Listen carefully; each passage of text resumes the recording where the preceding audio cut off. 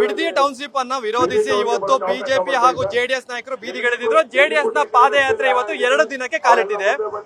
ಇವತ್ತಿನ ಪಾದಯಾತ್ರೆಗೆ ಮಾಜಿ ಪ್ರಧಾನಿ ದೇವೇಗೌಡರು ಕೂಡ ಬಂದು ಒಂದಷ್ಟು ಭಾಷಣ ಕೂಡ ಮಾಡ್ತಾರೆ, ಒಂದ್ ಸಣ್ಣ ಪ್ರಮಾಣದ ಹೆಜ್ಜೆ ಕೂಡ ಇಡ್ತಾರೆ. ನಮ್ ಜೊತೆ ಮಾತಾಡ್ಲಿಕ್ಕೆ ಜೆಡಿಎಸ್ ನ ಹಿರಿಯ ನಾಯಕರಾದಂತಹ ಭೋಜೇಗೌಡರು ಇದ್ದಾರೆ. ಸರ್, ತಾವ್ ಯಾವಾಗ್ಲೂ ಕೂಡ ಪರಿಷತ್ತಲ್ಲೂ ಕೂಡ ಮಾತಾಡ್ತೀರಾ, ಹೊರಗಡೆ ಕೂಡ ಮಾತಾಡ್ತೀರಾ. ಸರ್ಕಾರ ಯಾವಾಗ್ಲೂ ರೈತರ ಪರವಾಗಿರ್ಬೇಕು, ಆದ್ರೆ ಇಲ್ಲಿ ರೈತರ ವಿರೋಧವಾಗಿದೆ.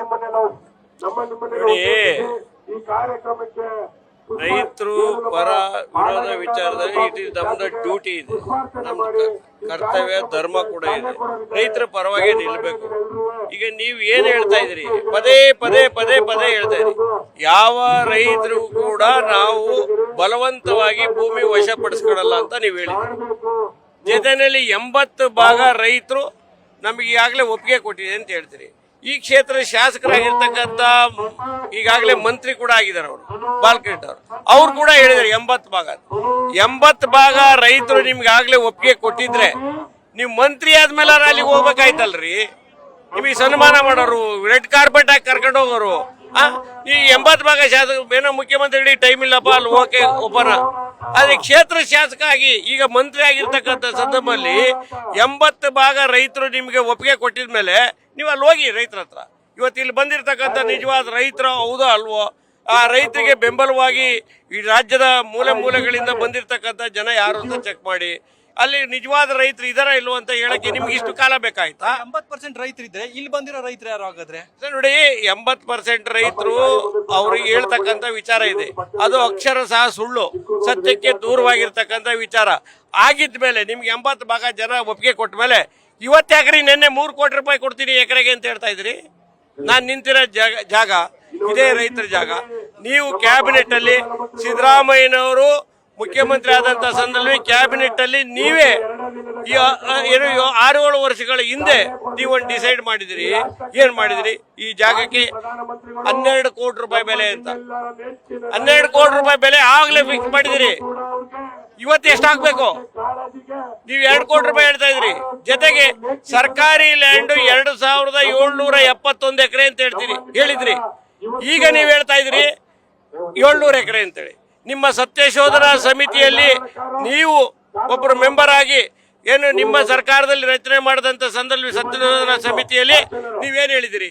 ಇದು ಫಲವತ್ತಾದ ಭೂಮಿ, ಇಲ್ಲಿ ರೈತರು ಭೂಮಿ ಮಾಡಕ್ಕೆ ಯೋಗ್ಯವಾದ ಭೂಮಿ ಅಗ್ರಿಕಲ್ಚರ್ ಮಾಡೋದಕ್ಕೆ.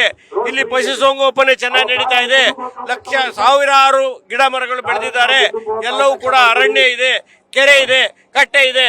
ಇಲ್ಲಿ ಯಾವ ಕಾರಣಕ್ಕೂ ಕೂಡ ಕುಮಾರಸ್ವಾಮಿ ಅವರೇ ಇಲ್ಲಿ ಮಾಡಬಾರದು ಅನ್ನೋ ವಿಚಾರದಲ್ಲಿ ನೀವು ಹೇಳಿದಂತ ಸಂದರ್ಭದಲ್ಲಿ ಅವತ್ತಿಗೆ ಭಿನ್ನ ಆಯ್ತಾ? ಭಿನ್ನ ಆಯ್ತಾ? ಕುಮಾರಸ್ವಾಮಿ ಅವರು ಸದನದಲ್ಲೇ ಹೇಳಿ ಕೈ ಬಿಟ್ಟಿದ್ದಾರೆ. ರೈತರ ವಿರೋಧಿ ನಿಲುವಿಗೆ ನಾನು ರೈತರು ವಿರೋಧ ಮಾಡ್ತಾ ಇರ್ತಕ್ಕಂಥ ಸಂದರ್ಭದಲ್ಲಿ ನಾನು ಯಾವ ಕಾರಣಕ್ಕೂ ಇದನ್ನ ಭೂಮಿಯನ್ನ ಟೌನ್ಶಿಪ್ ಮಾಡಕ್ಕೆ ಹೋಗಲ್ಲ ಅಂತ ಕುಮಾರಸ್ವಾಮಿ ಸದನದಲ್ಲಿ ಹೇಳಿ ಮುಗಿಸಿದ್ದಾರೆ. ಈಗಲೂ ಕೂಡ ನೀವು ಮುಖ್ಯಮಂತ್ರಿ ಇದ್ದೀರಿ, ರೈತರು ವಿರೋಧ ಮಾಡುವಾಗ ನೀವು ಅಲ್ಲೇ ಹೇಳಿ ಮುಗಿಸ್ಬಿಡಿ, ನಾವು ಮಾಡಲ್ಲ, ರೈತರಿಗೆ ವಿರೋಧ ಹೋಗಲ್ಲ ಅಂತ ಹೇಳ್ಬಿಡಿ. ಮುಖ್ಯಮಂತ್ರಿಯಾಗಿ ಹೇಳಿ, ನಿಮಗೆ ಅಧಿಕಾರ ಇದೆ. ಇವತ್ತು ಕುಮಾರಸ್ವಾಮಿ ಹಂಗೆ ಹೇಳಿದ್ದಾರೆ, ಕೂಸು ಅಂತ ಹೇಳ್ತಿರಲ್ಲ, ಅವ್ರಿಗೆ ಈಗ ರೈತರು ವಿರೋಧ ಮಾಡ್ತಾ ಇದ್ದಾರಲ್ಲ, ಈಗ ನೀವ್ ಹೇಳ್ಬಿಡಿಪ್ಪ ನಾವ್ ಮಾಡಲ್ಲ ಅಂತ, ರೈತರು ನೆಮ್ಮದಿಯಾಗಿರ್ತಾರೆ. ಇದು ನಿಮ್ದೇ ಜಿಲ್ಲೆ, ನಿಮ್ಮನ್ನು ಮುಖ್ಯಮಂತ್ರಿ ಮಾಡಿದ ಜಿಲ್ಲೆ. ಹಾಗಾಗಿ ನೀವು ಹೇಳ್ತೀವಿ, ನಾವೆಲ್ಲರೂ ಕೂಡ ರೈತರ ಪರವಾಗಿ. ಅಲ್ಲಿರ್ತಕ್ಕಂಥ ಹೆಣ್ಣು ಮಕ್ಕಳು ಬಂದು ಹೇಳಿದ್ರಲ್ರಿ, ನಾವು ನಮ್ ರಕ್ತ ಹೋದ್ರು ಪರವಾಗಿಲ್ಲ, ನಮ್ ಜೀವ ಹೋದ್ರು ಪರವಾಗಿಲ್ಲ, ನಾವ್ ಯಾವ ಕಾರಣಕ್ಕೂ ಭೂಮಿ ಬಿಡಲ್ಲ ಅಂತ ಯಾರು ಹೇಳಿರೋದು? ಆ ಹೆಣ್ಣು ಮಕ್ಳಿಗೆ ಉತ್ತರ ಕೊಡ ಬಾಲಕೃಷ್ಣ. ನೀನು ಇವತ್ತು ಸಚಿವ ಆಗಿದೆಯಾ? ಸಚಿವರಾಗಿದ್ದೀರಿ ನೀವು. ಇವತ್ತು ಸಚಿವರಾಗಿರ್ತಕ್ಕಂಥ ಘನತೆಗೆ ತಕ್ಕಂತೆ ಮಾತಾಡಬೇಕು. ನಾವು ಪಶ್ಚಾತ್ತಾಪಕ್ಕೋಸ್ಕರ ಈ ಪಾದಯಾತ್ರೆ ಮಾಡ್ತಾ ಇದ್ದೀವಿ ಅಂತ ಹೇಳಿದ್ರಿ ನೀವು.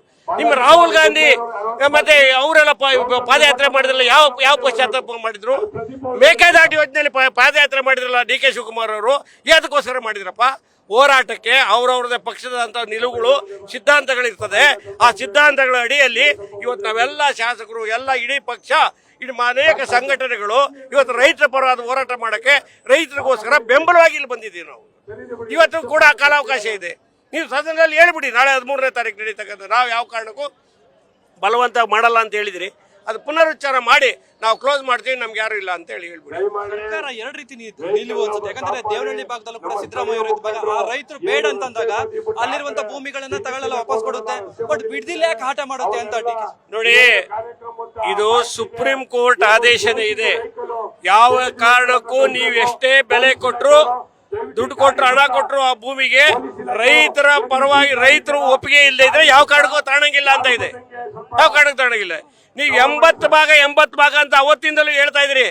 80 ಭಾಗ ಹೇಳಿದ್ರೆ 4 ನೀವು ಈ ಕೆಲಸ ಮಾಡಿ, ತಾಕತ್ತಿದ್ರೆ ನೀವು ಮಾಡಿ. ನೀವು ನಿಮ್ಮ ಬಾಲಕೃಷ್ಣವ್ರೆ ಮಂತ್ರಿ ಆಗಿದ್ರಿ, ನೀವು ದಯವಿಟ್ಟು ಜಾಗಕ್ಕೆ ಬನ್ನಿ, ಆ ಹೆಣ್ಮಕ್ಳಿಗೆ ಉತ್ತರ ಕೊಡಿ, ನಮ್ಗೆ ಉತ್ತರ ಕೊಡಬೇಡಿ. ಅಲ್ಲಿರ್ತಕ್ಕಂಥ ರೈತರಿಗೆ ಉತ್ತರ ಕೊಡಿ, ಅಲ್ಲಿರ್ತಕ್ಕಂಥ ಪಶುಸಂಗೋಪನೆ ಮಾಡ್ತಕ್ಕಂಥ ದಿನ ಹಾಲು ಕರೀತಾರಲ್ಲ ಅವ್ರಿಗೆ ಉತ್ತರ ಕೊಡಿ. ಅವ್ರು ಹಾಲು ಕರೆಯೋದು ಬಂದು ಅಲ್ಲಿ ಮತ್ತೆ ಸ್ಟ್ರೈಕ್ ಕೊಡೋದು.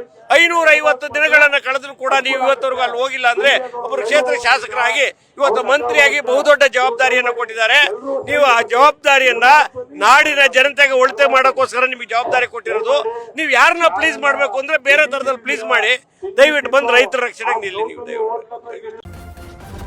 ನ್ಯೂಸ್ ಫಸ್ಟ್ ನಿರ್ಭೀತಿಯಿಂದ ನಿಮ್ಮ ಪರವಾಗಿ.